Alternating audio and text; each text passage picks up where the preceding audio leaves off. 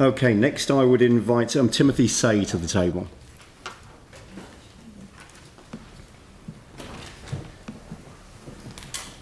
Right, thank you, councillors, and good morning. Good morning. Some of you, most of you will know me.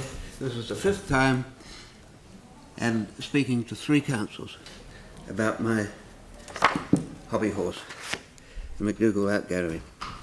Now, as you know, in this year's original capital program, you decided to go ahead, to my surprise, I must say, with the strengthening of the gallery.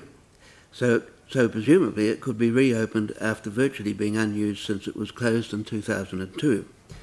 But this project has now been delayed in the revised plan, of course, along with all the other $168 million of capital works. Before deciding to go ahead with the strengthening, I presume you must have made a decision about its future use.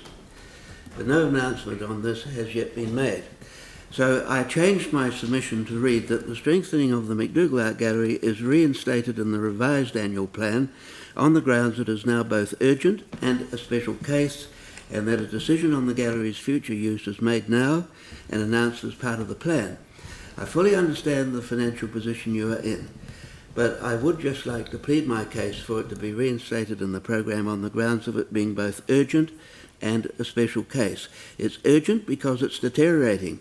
There's been no air conditioning in the building since 2012, and as a result there is now mildew growing on the internal walls. Outside it is looking very neglected, moss is growing on the front steps, and it is detracting from the gardens, which are our main tourist attraction, of course, as it is the only building there not yet reopened. And the gardens are going to need it as a visitor attraction once our tourist industry restarts. It is a special case because of all the very long overdue obligations you have to it as a heritage building of national significance, and to all past owners of the city's historic art collection since 1932, most of whose works are no longer displayed to the public. I list all your statutory and other obligations in my submission, which I've done many times before, including those to my grandfather Robert McDougall, and make the point that taken together they require you to return the building to its original heritage form and use it for the purposes for which it was designed, as a public art gallery for the storage and display of the city's historic art collections and any other such the city's collection especially, of course, and any other such available art collections such as the museums and any privately held collections of a public art gallery standard. I also mentioned that the Chief Executive's Office has confirmed to me that further detailed planning is required to confirm the cost of this project. My understanding is your engineers do not know yet how the strengthening should be done. So can I please suggest, before you rule this project out for this year, you actually get them to urgently carry out this work, and once you know the accurate cost, make a final decision then about including it in this year's capital program. I'm hoping it can be done for a lot less than the $12 million.